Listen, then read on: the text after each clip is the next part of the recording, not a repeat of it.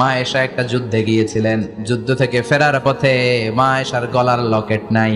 লকেট হারানোর পরে মা আয়েশা কান্নাকাটি। বিষ্ণু বললেন থামো। অনেকক্ষণ থামার পরে লকেট খুঁজে পায় না, সবাই খোঁজাখুঁজি, লকেট কই, লকেট কই, লকেট খুঁজে পায় না। ওদিক দিয়ে মাগরিবের নামাজের সময়ও শেষ, নামাজের সময় শেষ। আর যেই জায়গায় লকেট খোঁজার জন্য থামা হয়েছে ওই জায়গায় আবার পানি নাই, পানি সামনে, পানির দিকেও যেতে পারে না, লকেটও খুঁজে পায় না, নামাজও পড়া যায় না। সব সাহাবীরা মিছিল শুরু করছে, আবু বকর রে ধর ধর ধর, আবু বকর রে ধর। আবু বকরের মেয়ের কারণে নামাজ আমাদের চলে যাচ্ছে। সাইয়েদনা আবু বকর ঘটনা বেসামাল দেখে আয়েশার কাছে গেল, যে দেখে বিশ্বনবী মা আয়েশার কোলের মধ্যে, ল্যাপের মধ্যে মাথা দিয়ে শুয়ে আছে।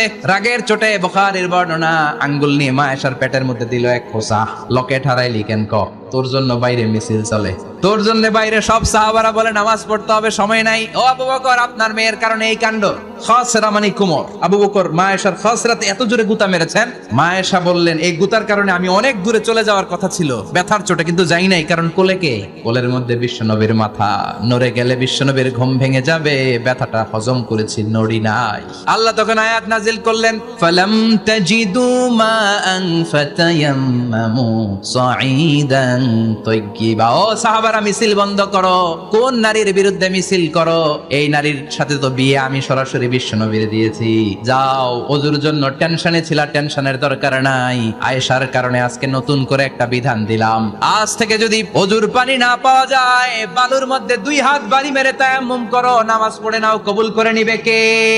এ মা আয়েশার লকেট হারানোর কারণে তায়াম্মুমের বিধান নাজিল হয়েছে। কোন সুবহানাল্লাহ। বলতেন, ও উম্মতেরা জেনে রাখো, এই যে তায়াম্মুম করো, এটা কিন্তু আমার কারণে পাইছো। সুবহানাল্লাহ কোন।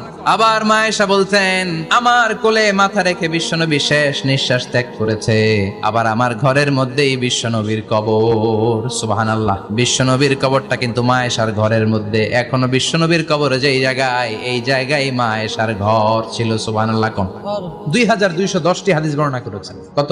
ফ্যামিলির হাদিস বর্ণনার জন্য মা আয়েশাকে আল্লাহ তাআলা বিশ্বনবীর ট্যাপ রেকর্ডার বানিয়ে পাঠিয়েছেন। যাই বিশ্বনবী বলতেন ট্যাপ রেকর্ডের মতো রেকর্ড করে সব সাহাবীদের কাছে বর্ণনা করতেন। কত কবিতা উনি নিজে জানতেন, নিজেই জানে না। কত মাসালা যে জানতেন তার কোনো হিসাব নাই। ইলমুল ফারায়েজ, বাপ মরলে ছেলে মেয়ে থাকলে কে কতটুকু সম্পদ পাবে, মা আয়েশার চেয়ে এই বিধান মদিনায় কেউ জানতো না। বিশ্বনবীর ইন্তেকালের পরে সাহাবাদের মধ্যে কোনো মাসালা নিয়ে কনফিউশন হলে সব সাহাবারা আম্মা জান আয়েশার কাছে এসে সলিউশন নিয়ে যেতেন। বিশ্বনবী যা বলেছেন সব মুখস্থ রেখেছেন, সব জ্ঞানের কথা ছড়িয়ে দিয়েছেন, সব সময় পড়াশোনা করতেন। সুবহানাল্লাহ। তার মানে মা আয়েশার জীবনী থেকে আপনাদের জন্য শিক্ষা হচ্ছে জ্ঞানার্জন, জ্ঞানানুরাগী হতে হবে।